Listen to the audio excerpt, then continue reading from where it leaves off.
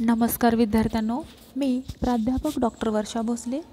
विद्यार्थ्यांनो, आजच्या व्हिडिओमध्ये आपण दक्षिण आशियाई प्रादेशिक सहकार्य संघटना म्हणजेच south Asian association for regional cooperation म्हणजेच आपण त्याचे सार्क या शब्दामध्ये आपण नेहमी बोलत असतो. तर सार्क ही जी काही संघटना आहे ही दुसऱ्या महायुद्धानंतर युरोपची सामुदायिक बाजारपेठ निर्माण करण्यात आली.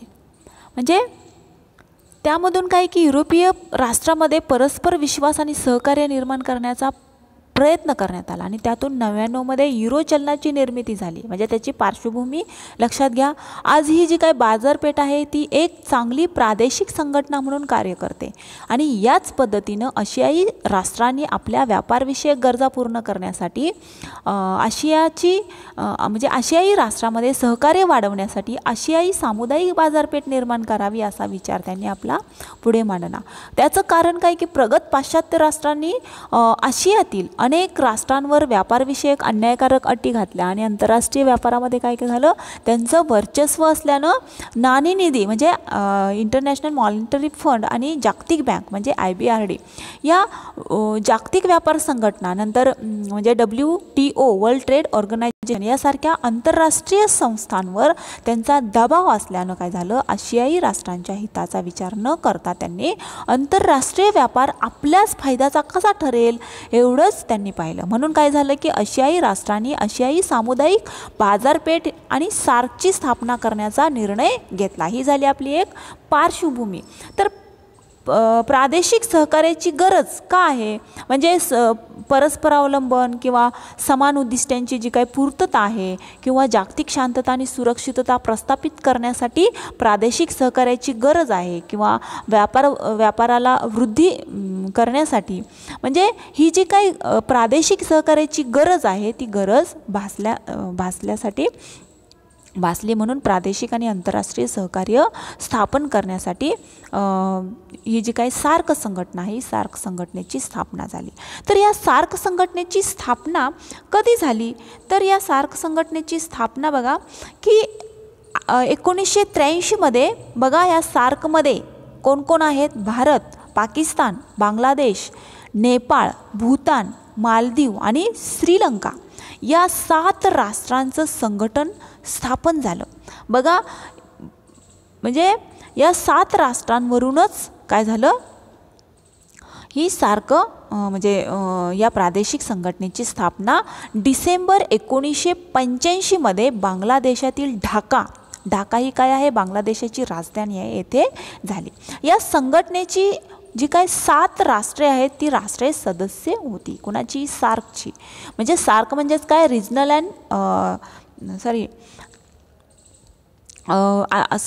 South Asian association for regional cooperation म्हणजेच सार्क. तर या सार्कची स्थापना बांगलादेशातील ढाका इथं झाली. तर हे जी काही 7 राष्ट्रीय सदस्य होती या सदस्य राष्ट्रातील दारिद्र्य बघा, दारिद्र्य, निरक्षरता, बेकारी, निकृष्ट आहार आणि इतर रोगांविरुद्ध सामूहिकरित्या लढा देण्यासाठी संघटित प्रयत्न करणे काय होतं, गरजेचं होतं. आणि या संघटनेच्या वार्षिक बैठका संबंधित जे काय राष्ट्रांच्या राजधानीचा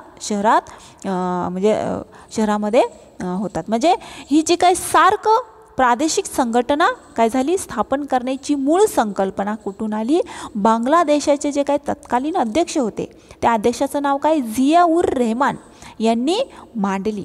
लक्षात आलं, झिया उर रेहमान यांनी या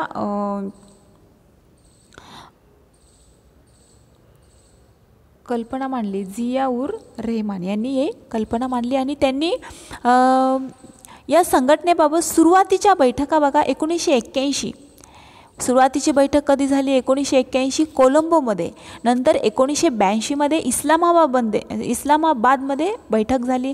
नंतर 1983 मध्ये ढाका म्हणजेच मगाशी सांगितलेलं जे बांगलादेशाची राजधानी ढाका तिथे. नंतर 1983 मध्ये या सार्कची स्थापना केल्याची घोषणा केली. म्हणजे 1985 मध्ये झालेल्या बैठकीपासूनच या संघटनेची खरी सुरुवात झाली. ही झाली आपल्या सार्क स्थापनेची पार्श्वभूमी. तर या सार्कची जे काय प्रशासन संघटन आहे, हे प्रशासन संघटन कशा पद्धतीचं आहे, तर हे प्रशासन संघटन पहिलं म्हणजे त्याच्यामध्ये प्रमुखांची समिती, तर यामध्ये म्हणजे त्यांची जी काय रचना आहे, टेक्निकल कमिटी म्हणतो आपण किंवा संघटनात्मक रचना आहे, ती रचना त्याच्यामध्ये प्रमुखांची समिती आहे. ती समिती म्हणजे काय की या प्रशासनात सर्वोच्चपदी सदस्य देशांचं प्रमुख असतात आणि या संघटनेमध्ये निर्णय घेणारी ही सर्वोच्च सत्ता असून त्याची दरवर्षी बैठक होते आणि याचं प्रतिनिधित्व पंतप्रधानाकडून केलं जातं. लक्षात आलं? हे झालं प्रशासन संघटनामध्ये प्रमुखांची समिती. पुढचं मंत्रिपरिषद. या मंत्रिपरिषदेत बघा सभासद देशांच्या परराष्ट्रीय मंत्र्याचा समावेश होतो आणि या परिषदेमध्ये संघटनेचे धोरणे आहेत, ती धोरणे आखली जातात आणि याची वर्षातून 2दा सभासद बैठक काय होते घेतली जाते. स्थायी समिती. तर या स्थायी समितीमध्ये सुद्धा सदस्य देशांच्या परराष्ट्रीय सचिवांचा समावेश होतो आणि या कार्याची प्रगती म्हणजे ह्याच्यामध्ये काय असतं की वेगवेगळे म्हणजे काय कार्य ठरले असतात, ते कार्यांची प्रगती पाहणे, प्रकल्पांना मंजुरी देणे किंवा अर्थप्रबंधाची व्यवस्था पाहणे ही कामे या समितीद्वारे पाहिली जातात आणि ही सभा वर्षातून 2 वेळा होते. आता दुसरं तांत्रिक समिती. तर या तांत्रिक समितीमध्ये सुद्धा सभासद देशांचे प्रतिनिधी असतात आणि कार्यक्रमाची अंमलबजावणी करण्यासाठी त्यांच्यात समन्वय साधणे, त्यावर देखरेख ठेवणे किंवा सहकार्याची नवीन क्षेत्रे शोधणे आणि प्रकल्पाची व्यवस्था करणे इत्यादी कार्यसुद्धा समितीकडे काय केली जातात, सोपवली जातात. तर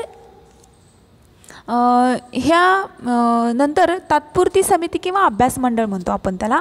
तर या तात्पुरती समितीमध्ये किंवा त्यांचं जे काही अभ्यास मंडळ आहे, ह्या अभ्यास मंडळामध्ये सुद्धा स्थायी समिती जेव्हा म्हणजे गरज पडते तेव्हा ही समिती नेमते आणि ही समिती सहकार्यामध्ये विभिन्न क्षेत्राचा अभ्यास करणं किंवा कृषी, नंतर दूरसंचार, नंतर ग्रामीण विकास, विज्ञान, तंत्रज्ञान किंवा हवामान, अन्न संरक्षण, इतिहास किंवा सांस्कृतिक इत्यादीसाठी जे काय 11 समित्या नेमल्या आहेत हे या समितीचं कामकाज पाहत असतं. म्हणजे त्याच्यामध्ये जी काही निर्णय प्रक्रिया म्हणजे सार्क संघटनेच्या वार्षिक शिखर बैठकीमध्ये अनेक सदस्य राष्ट्रांचं म्हणजे प्रमुखानं निर्णय घ्यायचा असतो आणि या सर्व निर्णय एकमताने घेतले जातात. म्हणजे काही वादाचे मुद्दे असले तर ते वगळले जातात आणि ही जी काही बैठक आहे ही बैठक वर्षातून एकदा असते. म्हणजे याचबरोबर काय होतं की सार्कनं शेती विकासासाठी माहिती केंद्र, अन्नाचा संरक्षित साठा किंवा सार्क राष्ट्रांचा इतिहास, संस्कृती यांचंसुद्धा काय केलेलं असतं, संशोधन केंद्र किंवा ग्रामीण विकास या वेगवेगळ्या म्हणजे विषयानुसार संशोधन केंद्र यासाठी वेगवेगळ्या समित्या नेमलेल्या असून त्या कार्यरत आहेत. तर अशा पद्धतीनं इथं जे काय अभ्यास मंडळ आहे हे प्रशासन संघटनामध्ये हे आपण इथं सार्कच्या स्थापनेच्या संदर्भात सविस्तर चर्चा केलेल्या आहेत. पुढचा मुद्दा असा आहे की सार्कची उद्दिष्टे. तर सार्कची उद्दिष्टे कोणकोणती आहेत, तर सार्कमध्ये पहिलं उद्दिष्ट असं आहे की सदस्य राष्ट्रांचा आर्थिक विकासाचा दर आणि जीवन म्हणजे राहणीमानाचा जो काही स्तर आहे यात वाढ करून नागरिकांना सन्मानपूर्वक जीवन जगण्याची संधी देणे. लक्षात आलं, हे महत्त्वाचं उद्दिष्ट आहे. पुढचं उद्दिष्ट असं आहे की सभासद राष्ट्रामध्ये प्रादेशिक सहकार्याला चालना देणे आणि परस्परात विश्वास निर्माण करणे हे एक उद्दिष्ट आहे. नंतर सदस्य राष्ट्रातील नागरिकांमध्ये संपर्क वाढवणे, इतर विकसनशील राष्ट्रांची सहकार्य प्रस्थापित करणे. नंतर पुढचं उद्दिष्ट असं आहे की दारिद्र्य, निरक्षरता आणि निकृष्ट आहार या विरोधी सामूहिक लढा देणे. नंतर शेवटचं असं म्हणजे उद्दिष्ट सांगण्यात आलेलं आहे की परस्परांच्या समस्येबाबत विश्वास किंवा समंजस्यपणा आणि सहकार्य वाढवणे अशा पद्धतीची जी काय उद्दिष्ट आहेत ही उद्दिष्टसुद्धा इथं सांगितलेले आहेत. आणखी उद्दिष्टे आपण सांगू शकतो की सामूहिक स्वावलंबन, तांत्रिक आणि शास्त्रीय क्षेत्रातील जे काही सहकार्य आहे ते सहकार्य वाढवणे. नंतर सदस्य राष्ट्रांचा आर्थिक विकास वेगानं करून सामाजिक प्रगती आणि सांस्कृतिक विकास घडवून आणणे. नंतर आशियाई राष्ट्रातील बघा म्हणजे दक्षिण आशियाई राष्ट्रातील लोकांचं राहणीमानामध्ये सुधारणा करून त्यांचं सर्वांगीण कल्याण साधणं, अशा पद्धतीचं जे काय वेगवेगळी उद्दिष्ट आहेत, म्हणजे सामूहिक स्वावलंबन, तांत्रिक आणि शास्त्रीय क्षेत्रातील सहकार्य वाढवणे, ही जी काही उद्दिष्ट आहेत, ही उद्दिष्ट इथं सार्कमध्ये समाविष्ट केलेले आहेत आणि त्याची अंमलबजावणीसुद्धा करण्याचा ती प्रयत्न करत आहे. तर सार्कचे फायदे, आता सार्कचे फायदे कोणते आहेत, तर सार्कनं केलेली जी काही कामगिरी आहे, ती कामगिरी म्हणजे सार्कनं केलेली जी काही कार्य आहेत. आता सार्कची कार्य कोणती, आपण उद्दिष्टे पाहिले तर सार्कनं ज्या 7 सदस्य राष्ट्रातील लोकांचं कार्य करणं हे एक महत्त्वाचं उद्दिष्ट साध्य करण्यासाठी जी कार्य करावे लागतात, म्हणजे सार्कमधील सर्व सदस्य राष्ट्रे विकसनशील आहेत, हे तुम्हाला माहीत आहे. जे काय 7 सदस्य राष्ट्र आहेत, त्या सदस्य राष्ट्र ही जी काय आहेत ती सगळी विकसनशील आहेत आणि ही शेती यावर ते अवलंबून आहेत, म्हणजे शेती हाच त्यांचा मुख्य व्यवसाय आहे. म्हणजे सार्कच्या माध्यमातून या राष्ट्रांचं औद्योगिक आणि विकसित राष्ट्रात रूपांतर करणं हे महत्त्वाचं कार्य सार्कला करावं लागतं. म्हणजे दक्षिण आशियातील लोकांच्या आर्थिक म्हणजे त्यांच्या कल्याणासाठी एकत्र आणणे हे सुद्धा महत्त्वाचं कार्य आहे. आणि सार्कचं कार्य प्रभावी ठरवण्यासाठी विभागीय आर्थिक सहकार्य निर्माण करायचं आहे आणि सार्कमार्फत द्विपक्षीय किंवा वादाचं मुद्दा शक्यतो टाळले जातात.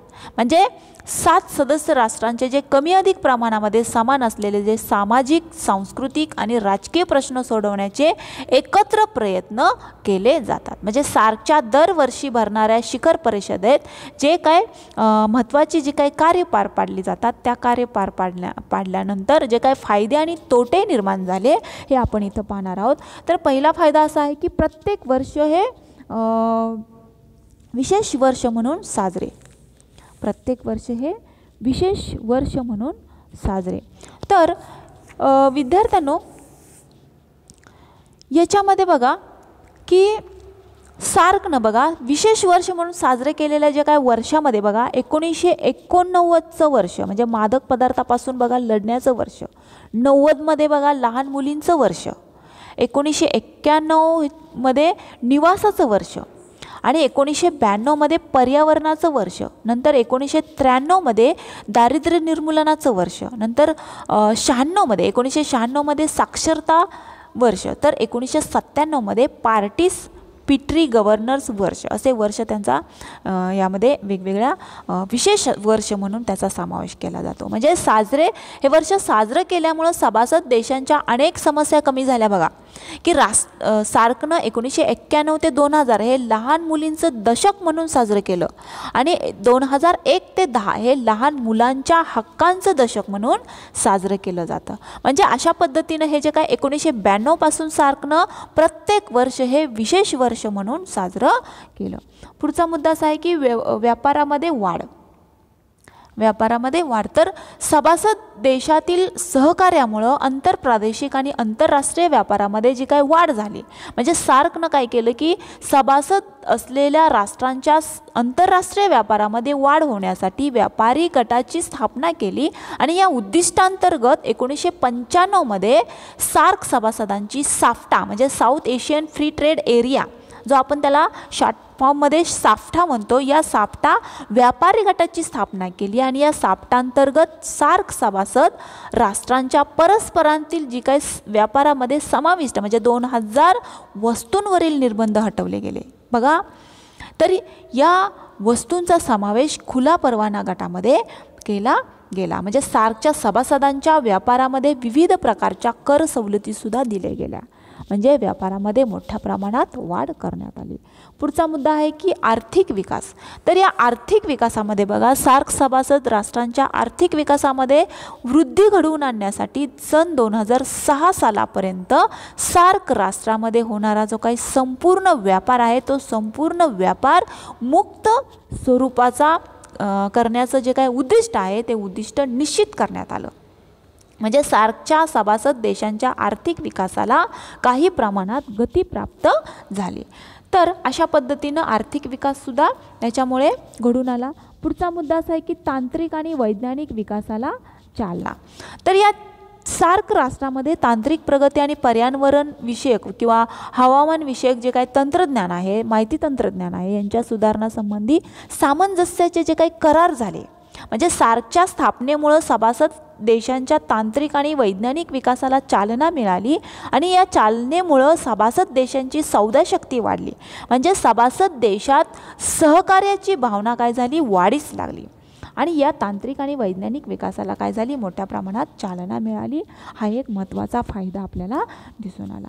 पुढचा मुद्दा असा आहे की सांस्कृतिक मूल्यांची जोपासना. तर बघा, सभासद देशातील सांस्कृतिक मूल्यांची जपणूक झाली आणि त्यामुळं काय झालं की प्रगतीच्या दृष्टीनं पोषक वातावरण निर्माण झालं. म्हणजे सांस्कृतिक देवाणघेवाण घडवून आणण्यासाठी सार्क राष्ट्रातील पर्यटनास प्रोत्साहन देण्याच्या दृष्टीनं व्हिसा काढून टाकण्याची सुद्धा तरतूद केली गेली. तर अशा पद्धतीनं सांस्कृतिक मूल्याची जोपासनासुद्धा या फायद्यामध्ये समाविष्ट करण्यात आली. पुढचा, आता आपण बघा ही फायदे पाहिले, फायदे सविस्तर चर्चा केलेले आहेत. तर आता याच्यात तोटेसुद्धा आहेत. म्हणजे सार्कच्या कार्यपद्धतीमध्ये काही दोष आहेत आणि त्यामुळं काय झालं की सार्कला अपेक्षित यश प्राप्त होत नाही. म्हणजे सार्कच्या अपयशाची किंवा दोषाची जी काय ठळक आपण बाबी पाहणार आहोत किंवा त्याचे तोटे पाहणार आहोत, ते तोटे आपण थोडक्यात चर्चा करणार आहोत. तर पहिला तोटा असा आहे की राजकीय मतभेद वाढले. बघा, जिथं फायदा असतो तिथं तोटासुद्धा असू शकतो. म्हणजे त्याच्यापैकी एक की राजकीय मतभेद वाढले. तर या सार्क सदस्य देशामध्ये काय की कमालीचं राजकीय मतभेद आहेत, कारण त्याचा सार्कचे कामगिरीवर जो बराच प्रतिकूल परिणाम होतो. म्हणजे राजकीय मतभेदामुळं त्याचा प्रतिकूल परिणाम हा होतच असतो. राजकीय मतभेदामुळं सार्कच्या कार्यावर सुद्धा काय झाल्या, मर्यादा पडल्या आणि या राजकीय मतभेद वाढल्यामुळं सार्कचा काय झाला, मोठ्या प्रमाणात तोटासुद्धा निर्माण झाला. पुढचा मुद्दा असा आहे की अविश्वासाचं वातावरण. आता बघा, एवढे देश आहेत, 7 सदस्य देश आहेत. या 7 सभासद देशामध्ये विश्वसनीय माहिती जर उपलब्धच होत नसेल, एकमेकांना ते ट्रान्सफरन्सी जर करत नसतील, तर हे सदस्य देशामध्ये अविश्वासाचं वातावरण आपोआपच प्रचंड प्रमाणात वाढल्यामुळं काय झालं, अपेक्षित उद्दिष्टपूर्ती होऊ शकली नाही. म्हणजे जे काही उद्दिष्टे ठरवलेले आहेत, जे काही ध्येय धोरणे ठरवलेले आहेत, जी ध्येय धोरणे अविश्वासाच्या खातर तिथं काही त्याचा उपयोग झाला नाही. म्हणजे इथं कुणाला तोटा झाला, ह्या 7च्या 7 देशांना, म्हणजे सार्क या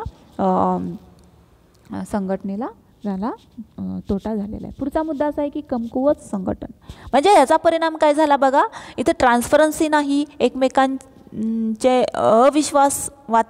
अविश्वासाचं वातावरण निर्माण झाल्यामुळं विकसित देशातील संघटनांचं जे काय संघटन आहे, म्हणजे एकत्रितपणा, एकजूट आहे, समान भूमिका आहे, ती मजबूत होते. परंतु सार्क ही विकसनशील देशाचं नेतृत्व करतं आणि त्यामुळं काय की संघटन हे कमकुवत ठरले आणि या कमकुवत संघटनामुळं सार्कला काय झाला, तोटा झाला.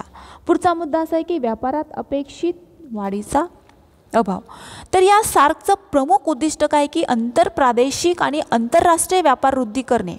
लक्षात आलं, म्हणजे सार्कचं मेन उद्दिष्ट असं असल्यामुळं या दृष्टीनं जर विचार केला तर बघा, सार्कनं आंतरराष्ट्रीय व्यापारामध्ये म्हणावी तशी वाढच केली नाही आणि ही वाढ करण्यासाठी प्रयत्न केले नसल्यामुळं व्यापारात अपेक्षित वाढ झाली नाही. आता बघा, पाकिस्तान, नेपाळ किंवा श्रीलंका हे देश भारताच्या आर्थिक सहकार्याच्या भूमिकेवर काय करतात, सतत टीका करतात. हे आपण TV किंवा वेगवेगळ्या वर्तमानपत्राद्वारे आपण पाहतच आलो आहे, वाचत आलो आहे, ऐकत आलो आहे. तर या टीका म्हणजे भारत, नेपाळ आणि श्रीलंका हे देश भारताच्या आर्थिक सहकार्याच्या भूमिकेवर सतत टीका करतात, कारण त्यांच्या भारताच्या आर्थिक प्रभावाची भीती वाटते. का तर भारताच्या आर्थिक प्रभावाची भीती वाटते आणि त्यामुळं त्यांचे भारताला अपेक्षित सहकार्य काय होतं, मिळत नाही. म्हणजे जे काय आपण विश्लेषण केलं, हे सार्कला विविध क्षेत्रातील मर्यादित यश आल्याचं काय झालं, स्पष्ट होते. म्हणून काय होतं की प्रत्येक देशानं तणाव दूर करून विभागातील शांतता आणि स्थैर्याला प्राधान्य दिलं पाहिजे. त्यासाठी काय की सभासदांमध्ये परस्पर विश्वास आणि सहकार्य निर्माण करण्याची आणि ते वाढवण्याची जास्त गरज आहे. लक्षात आलं. म्हणजे युरोपियन, बघा सांगायचं तात्पर्य काय की युरोपियन सभासद युरोपियन युनियनमधली जी काही सभासद आहेत, आपण गेल्या व्हिडिओमध्ये पाहिलेलं आहे युरोपियन संघ, तर या युरोपियन संघातले जे काही सभासद आहे ते सभासद राष्ट्रांनी सामायिक बाजारपेठेच्या उपलब्धतेमुळे युरो या समान चलनाची आंतरराष्ट्रीय व्यापारामध्ये व्यापाराच्या दृष्टीने जर अवलंब केला, तर त्याच धर्तीवर बघा सार्कमधील सभासद राष्ट्रे रुपये हे समान चलन म्हणून स्वीकारतील असं भाकीत केलं जातं. म्हणजे असं आपण काय म्हणतो, भविष्यामध्ये भाकीत केलं जातं. आणि सार्कमधील सभासद राष्ट्रांना आर्थिक स्वावलंबन गाठणं हे विनिमय दरात स्थैर्य बहाल करणे यासाठी सक्षम नेतृत्वाची काय असते, आवश्यकता असते. आता बघा आंतरराष्ट्रीय व्यापारातील निरनिराळ्या चलन पद्धतीमुळं काय झालं, जे काय चलन निर्मितीमुळं निर्माण होणारे जे काही कलह आहेत ते कलह टाळण्यासाठी सार्क राष्ट्रांनी समान चलनाचा स्वीकार करणं आवश्यक ठरतं. आणि याच्यामुळं जरी हे जे काही दोष किंवा अपयश जरी आले असले तरी सार्कमुळं वेगवेगळे मोठे फायदेसुद्धा आपल्याला दिसून आले. तर अशा पद्धतीनं आपण सार्कची जी काही पार्श्वभूमी आहे ती पाहिलेली आहे, सविस्तर चर्चा केलेली आहे. नंतर सार्कची उद्दिष्टे आहेत, सार्कचे यश आणि अपयश कशा पद्धतीनं आपण आले ते सुद्धा आपण पाहिलेले आहेत. नंतर सार्कचे जे काय प्रशासन किंवा त्याचं संघटन आहे ते संघटनामध्ये कोणकोणत्या बाबी आहेत, म्हणजे मंत्रिपरिषद म्हणा, स्थायी समिती म्हणा किंवा प्रमुखांची समिती किंवा तांत्रिक समिती ही कशा पद्धतीने नेमली जाते, त्याच्यामध्ये किती वेळा बैठका असतात किंवा किती सभासद असतात, हे सुद्धा आपण इथं सार्कच्या माध्यमातून सविस्तर चर्चा केलेली आहेत. तर विद्यार्थ्यांनो आपण इथंच थांबूया. Thank you so much.